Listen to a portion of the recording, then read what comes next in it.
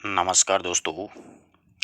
इस वीडियो में हम लोग ये कक्षा 10 की क्षितिज जो पुस्तक है उसमें ऋतुराज जी का एक पाठ जोड़ा गया है। एक छोटी सी कविता जोड़ी गई है, कन्यादान। बहुत ही प्यारी कविता है।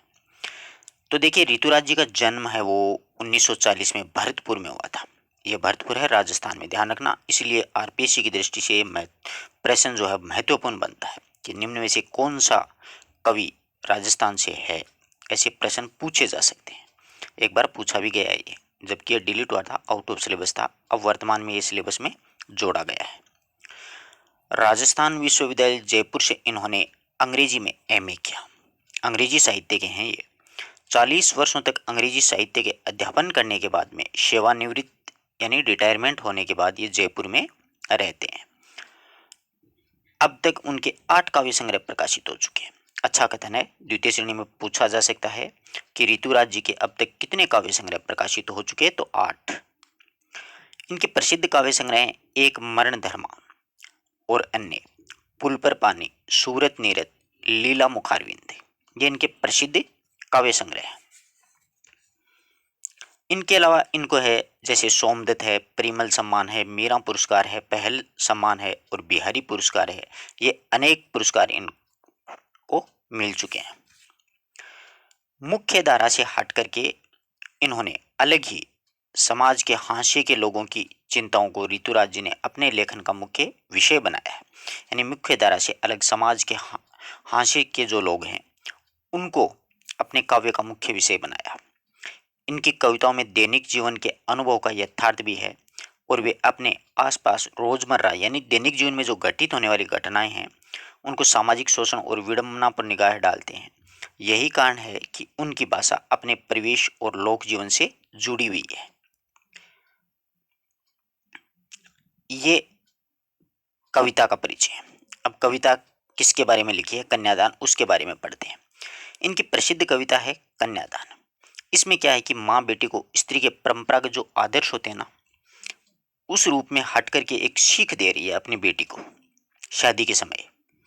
कवि का मानना है कि समाज व्यवस्थाओं के द्वारा स्त्रियों के लिए जो आचरण संबंधी प्रतिमान गढ़े यानी नियम बना दिए स्त्रियों के, घूंघट रखेगी, घर से बाहर नहीं जाएगी, ये नहीं करेगी, वो नहीं करेगी, इस प्रकार के वे आदर्श के मुलम्मे के बंधन होते हैं। कोमलता के गौरव में कमजोरी का उपहास छिपा होता है। लड़की जैसा नए दिखाई देने में इसी आदर्शीकरण का प्रतीक है कि लड़की तो जरूर है परंतु तुम लड़की जैसी दिखाई मत देना। बेटी माँ के सबसे निकट और उसके सुख दुख की साथी है।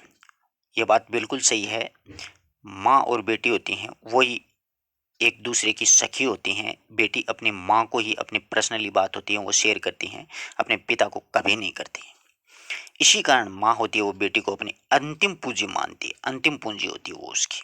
कविता में कोरी भावुकता नहीं है बल्कि माँ के द्वारा संचित जो अनुभव है यानी माँ ने जो भुगता है ना अपने जीवन में, वो सभी पीड़ा है उसका प्रामाणिक अभिव्यक्ति इस कविता में की गई है। और ये छोटी सी कविता में स्त्री जीवन के प्रति ऋतुराज जी की गहरी संवेदनशीलता व्यक्त हुई है। अब पढ़ते हैं, देखो। कन्यादान कितना प्रामाणिक था उसका दुख। किसका? माँ का। यहाँ पर पूछा जा सकता है कि कितना प्रामाणिक प्रामाणिक था दुख। किसका दुख की बात हो रही है? माँ के दुख की बात हो रही है कि लड़की को दान देते वक्त, कि अपनी लड़की की जो शादी के समय है वो जैसे कन्यादान करते हैं ना, कविता का शीर्षक भी कन्यादान है, कि अपनी बेटी को जब वो दान दे रही थी तो उसे ऐसा लग रहा था कि वह वास्तव में बहुत दुखी थी, फूट फूट करके रो रही थी। कैसे? कि जैसे उसके अंतिम पूंजी जा रही हो। उसे ऐसा लग रहा था उस माँ को कि जैसे संपूर्ण जीवन में संचित जो धन है ना वो उसकी अंतिम पूंजी किसी को दे रही है। तो बेटी के विवाह के बाद में सदैव के लिए बेटी जो होती है वो अपनी माँ से पराई हो जाती है। जो सबसे निकट सुख दुख में उसकी साथी थी, इसलिए बेटी को वह अंतिम पूंजी माना। यानी सुख दुख में साथ कौन देती है?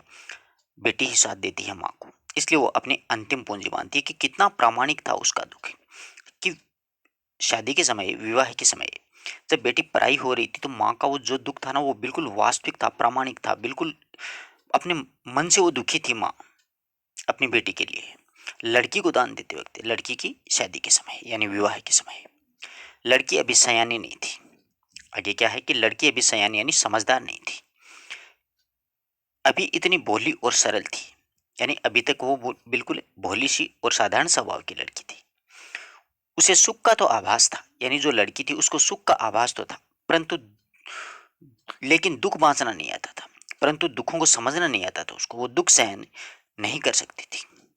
पीठिका थी वह धुंधले प्रकाश की, कुछ तुकों और कुछ लयबद्ध पंक्तियों की। यानी बेटी ऐसी थी कि अस्पष्ट सुखों के धुंधले प्रकाश में कविता के समान दिख रही थी वो बेटी, कि अस्पष्ट सुखों के धुंधले प्रकाश में कविता के समान दिख रही थी, और केवल कुछ तुकों और लयबद्ध पंक्तियां जो थी उनमें वो उनको ही पढ़ सकती थी।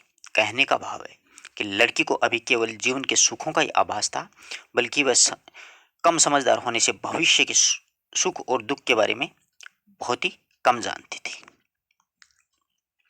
माँ ने कहा, पानी में झांक कर अपने चेहरे पर मत रीझना।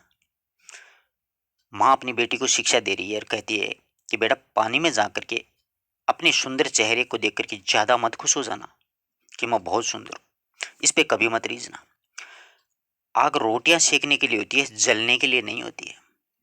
आग होती है वो रोटियां सेकने के लिए होती है, इसलिए कभी भी अगर तुम्हारे जीवन में क्रोध आ जाए तुम्हें, तो उसमें जल करके तुम मर मत जाना।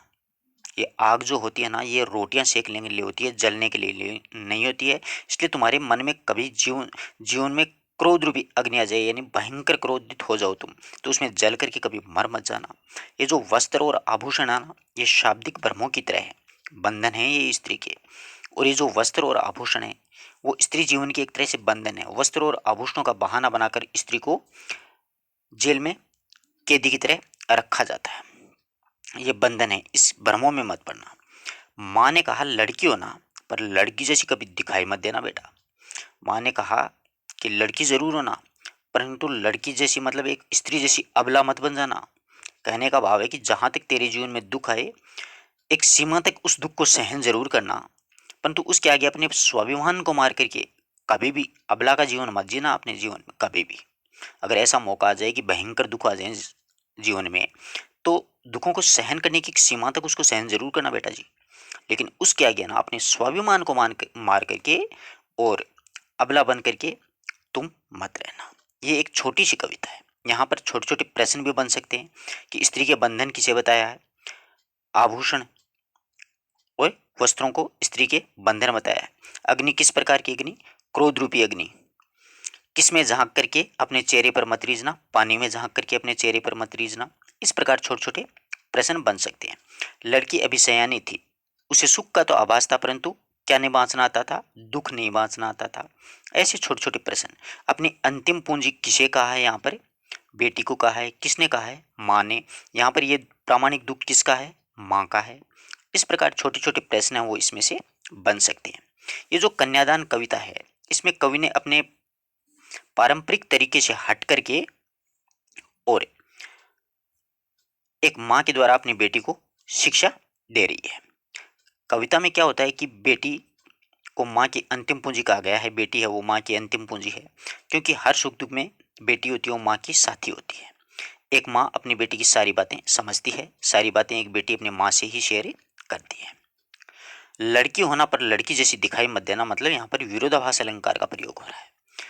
जैसा वही उसकी अंतिम पूंजी हो, मानो जैसा वही उसकी अंतिम पूंजी हो, मतलब उत्प्रेक्षा अलंकार की बातें हो रही है। इस कविता में पारंपरिक तरीके से हटकर शिक्षा तो दे रही है माँ, और स्त्री के बंधनों में समाज के द्वारा जो आदर्श गढ़ लिए गए हैं, उन आदर्शों पर वे सब एक तरह से बंधन ही बताए। कोमलता की गौरव में कमजोरी का उपहास छिपा रहता है। लड़की जैसा दिखाई देना इसमें एक आदर्शीकरण का प्रतिकार है। बेटी माँ के सबसे निकट और सुख दुख की साथी होती है, इसीलिए बेटी को माँ की अंतिम पूंजी माना गया। आशा करता हूँ प्रत्येक पंक्ति आपको आराम से समझ में आई होगी। छोटी सी कविता है, कोई ज़्यादा बड़ी है भी नहीं। किस प्रकार के प्रश्न पूछे जाने चाहिए वो भी मैंने आपको बतला दिए। सीधा सीधा यूं ही पूछ लिया जाता है कई बार तो कि कन्यादान कविता किसकी है, तो ऋतुराज की है। ठीक है, धन्यवाद दोस्तों।